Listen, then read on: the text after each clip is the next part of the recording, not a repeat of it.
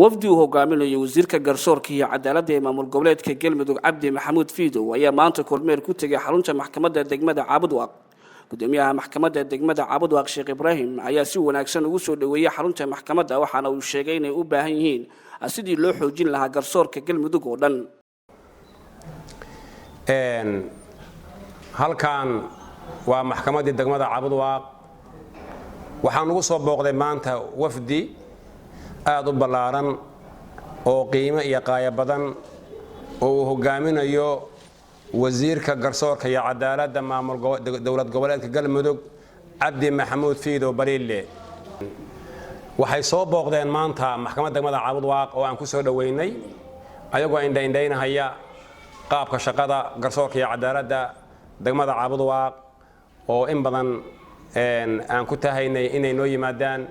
waxa maanta farxad weyn booqashada aan maanta soo booqateen waa idin soo dhaweynaa waa garsoorka degmada Caabudwaaq waa garsoorkiini waa la insugahayay ku soo dhawaada waa maxkamadda degmada Caabudwaaq. wasiirka garsoorka iyo cadaaladda ee maamul goboleedka Galmudug ayaa uga mahadceliyay baxda maxkamadda garsoorka degmada Caabudwaaq sida ay ugu dhabar adeegeen shaqada bulshada ay u hayaan. annagu halkan waxaan u nimid inaan u kuurgalno qaabka ama shaqadu sida ay u socoto ka garsoor ahaan maadaama aan nahay bahdii garsoorka wayna soo dhaweeyeen si sharaf iyo cizi karaama leh iswaraysi kadib waxaa noo soo baxday ama aan ogaanay in shaqadu sidii loogu talagalay ay ku socoto haba iska jiraan duruufo taasna aan la qabno degmooyin maamulka dhan uu nala qabo oo waxa noo gaar aysan ahayn waxaan rajaynaynaa annaguna wax alla wixii daldaloola ama baahiya oo ka jira halkan gaar ahaan garsoorka iyo cadaaladda inaan ka maamul ahaan baahidoodana qorno soona dhammaystirno ka maamul ahaan wixii ay u baahnaayeen. wasiiru dowlaha garsoorka iyo cadaaladda maamul goboleedka Galmudug Cali Galawaac ayaa sheegay inay aad u mahadcelinayaan bahda garsoorka degmada Caabudwaaq dhawaanna ay sameyn doonaan kormeer ballaaran oo Galmudug oo dhana. insha Allah taala arintu horta anagu booqashaan ahayn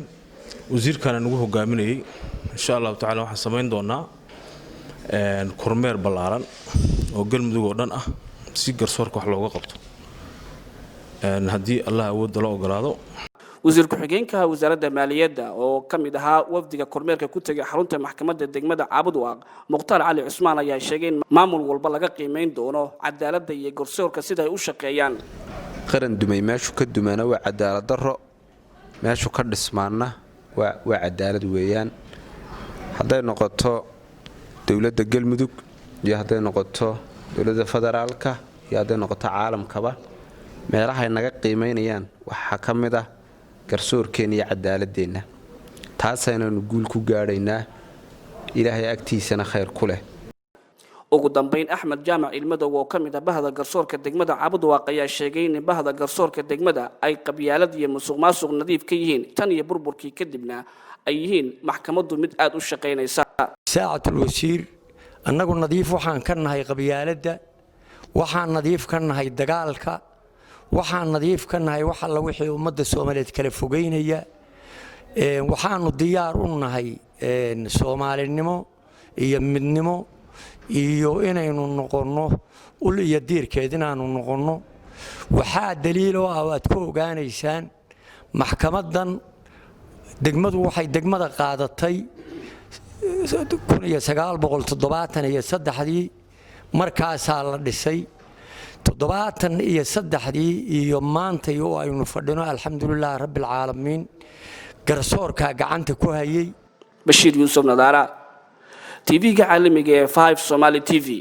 magaalada Caabudwaaq.